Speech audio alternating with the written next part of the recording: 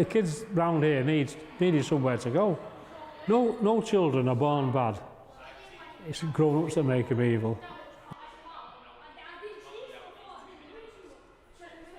What do you think you'd be doing if it wasn't for joining the Lads Club now and being a volunteer?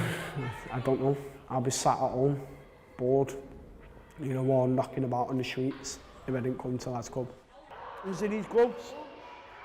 You think they'll fit me? They actually do, Generally, look after I like meeting the kids and see what they're doing, and if they ask me advice, I like to be able to give them advice. I sometimes give them advice without them asking for it, but that's another matter.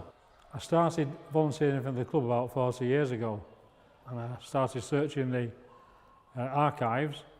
I found out that my grandfather was a member of the club. He was killed in the First World War, and his name's on the war memorial downstairs.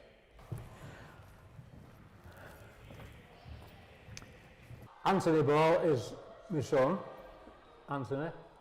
James Ball, Frederick Ball. My dad is James Ball, and his brother Lewis, and me and my son on there. And I've not sponsored anybody's name yet either.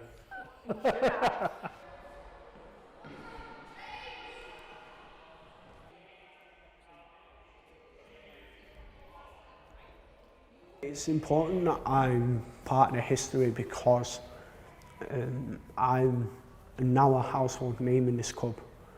That's set in stone, and that's not going to leave me forever. Right, so your last name, Wilden, and then Horney and stuff like that. I don't have a first name. You do? Wait, yeah, Don't have a first name. Right, James, how are you, mate? Yeah. What we're doing tonight?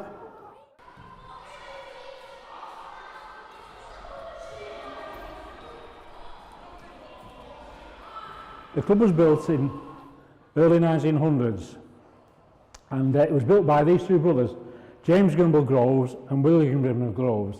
They built the club to stop gang fighting, lads getting into gangs and fighting one another, getting into trouble with the police. And it's still true today, we're still trying to do that as well today. At the time, there was gangs going around Manchester and Salford called scuttlers, scuttler gangs.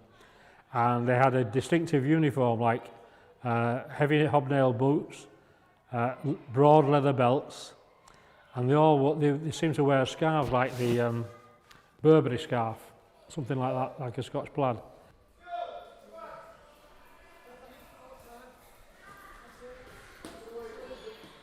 I had to do boxing, and that's when I started to look at the club and get the feel for it.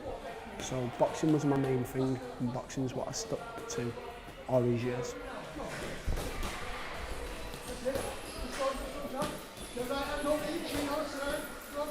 Boxing is a great way for kids who have anger issues or kids who get in trouble on the street to come in and let their anger out on something else. So if you have a mental health issue like anxiety or depression, it's a good choice to kind of get all that kind of stress out onto a bag and punch the bag and just get all of that out.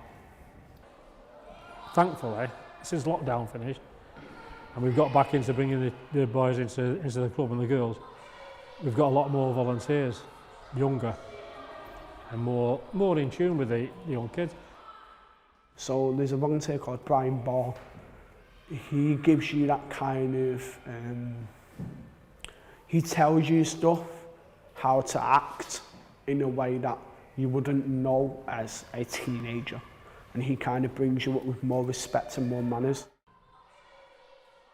There's a rise in like mental health, and there's a rise in like kids just knocking about on the street, and I feel like if this club wasn't here, Salford would rise rapidly in them cases. We want to make kids with disabilities lifestyles better.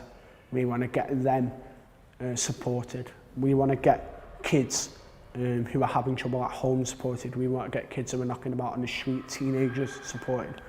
We want to get kids with mental health issues supported. And that's what we come here to do. We're going nowhere. we can like run this club 24/7, and as long as the kids are happy and off the streets, that's it. That's all we matter. That's all we care about.